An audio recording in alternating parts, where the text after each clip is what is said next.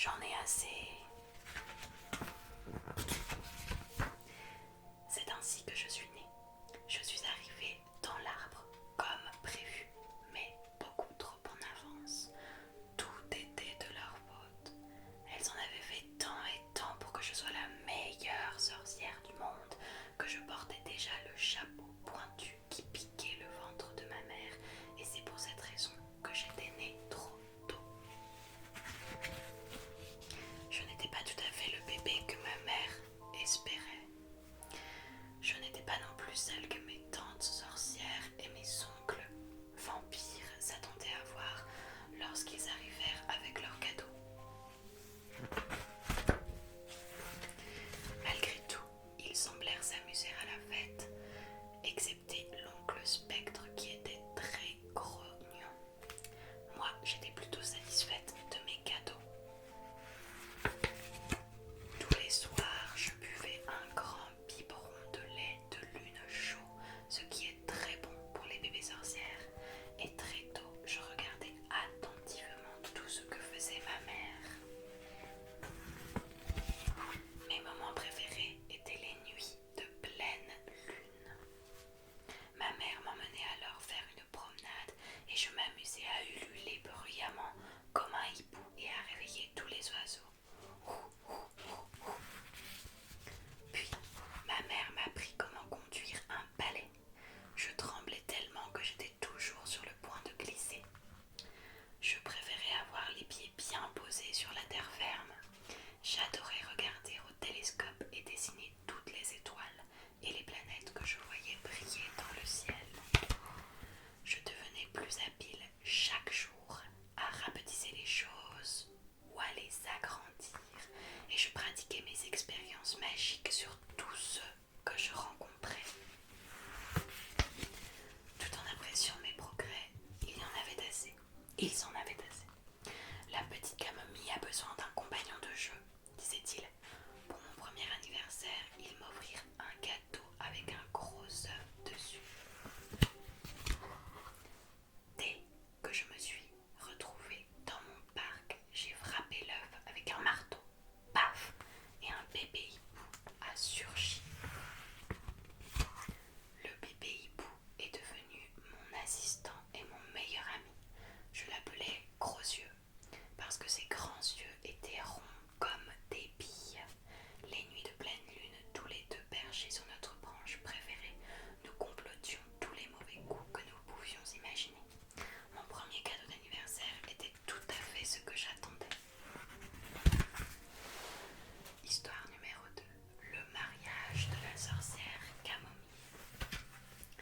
Quand j'étais jeune, j'étais très jolie. Et comme j'étais aussi élégante, j'avais beaucoup de prétendants. Je me souviens qu'un jour, en balayant à droite et à gauche, je trouvais une pièce d'or. D'abord, je pensais investir dans des actions, mais il m'a aussitôt semblé que ce serait mieux si je m'achetais quelque chose pour moi qui me rendrait encore plus séduisante, tellement j'étais coquette. C'est ainsi que je décidai d'acheter un grand foulard bleu azur. Je l'attachai à la pointe de mon chapeau. Et pour que la maison resplendisse autant que moi, je résolus de la nettoyer à fond. Je commençai par la vitre de la porte d'entrée afin que tout le monde puisse m'apercevoir. Au bout d'un certain temps, un squelette qui passait par là s'arrêta. Vous savez que les sorcières ont des amis très curieux. Aussitôt qu'il me vit, il tomba amoureux de moi. Il me demanda de l'épouser, affirmant qu'il serait un bon parti et que, comme tout bon squelette, il mangeait très peu. Il ne posa qu'une condition: nous ne devions avoir aucun chien dans la maison, parce que, comme chacun le sait, les chiens adorent les os et qu'il ne voulait pas se faire dévorer. J'hésitais, je le trouvais trop maigre et, en plus, je n'aimais pas les chauves. Il se mit à sangloter et affirma que son chagrin l'empêchera désormais de vivre. Je nettoyais le garage quand j'aperçus Frankenstein qui s'avançait en souriant vers moi. Lui aussi me déclara son amour. Il me parut si grand, si fort, et ses pieds étaient si longs que j'eus peur qu'un jour il me piétine et m'aplatisse comme une limande. Je refusai donc son offre de mariage. En dépoussiérant mon tapis, je faillis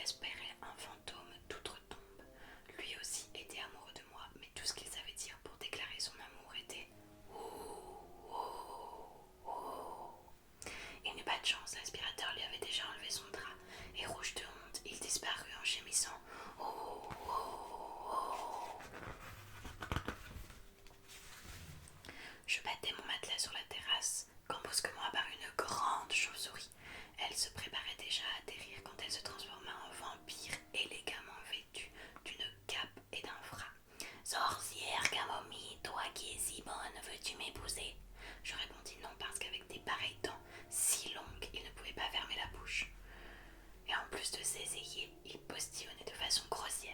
Il s'envola en faisant tomber des larmes épaisses comme des pois chiches.